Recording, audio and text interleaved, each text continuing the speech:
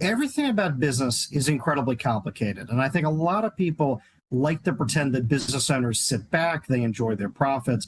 But if you ever walk into a grocery store, there are a million things on the store shelves. They're all pretty affordable if you really think about it.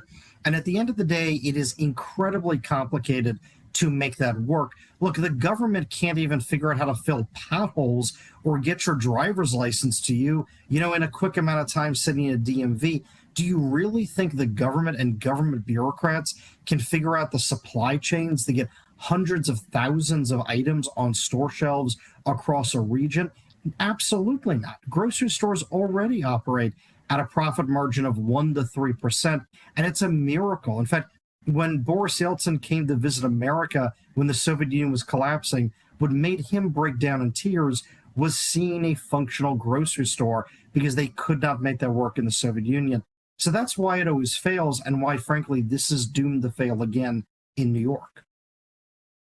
Richard, how quickly can these socialist initiatives that Zohran Mamdani wants to employ, how quickly can they happen? Because I talked about this last night on the show. I think a lot of people think that the worst case scenario is that Zohran Mamdani can do everything that he has said he wants to do. Now, the reality of it is that as a city mayor, as big as the city is, I personally don't think that he has the power to do everything that he wants to do. Now, my concern is not that he can do it all, it's that he can't, or that it happens a lot slower than he thinks it will. And then you've got this whole generation of Americans who watched young New Yorkers put Zohran Mamdani in power, and they watched the rest of the world who has half a brain that functions in economy say it's going to destroy New York City. And those young people are going to say, see, you told us that this was going to happen, that it was going to destroy the city, and it didn't. And then we're going to be in a scenario where they use that as a campaign point when you push people with a socialist agenda into offices that have even more power and can actually do these things quickly. Amen. I think you hit the nail right on the head there.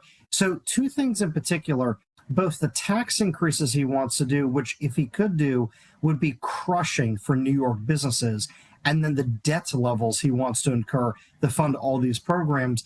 Both of those are capped by the state government. And so he would need the state government, the governor, the legislature, to sign off on these plans before he could do them. So it's not to say he won't do them, but that's a much harder hurdle to get through. The state government probably won't let him do in full what he's talking about. And you're right, this is going to be a rallying cry, a political campaign strategy, but he'll fail to meet all of his promises, and he'll use his charm and false words to pretend as if he got these things done. But make no mistake, the things he will do will be disasters. They'll raise prices, destroy businesses, decline job opportunities. And you're right, the idea disease of socialism spreading, that's the real threat here.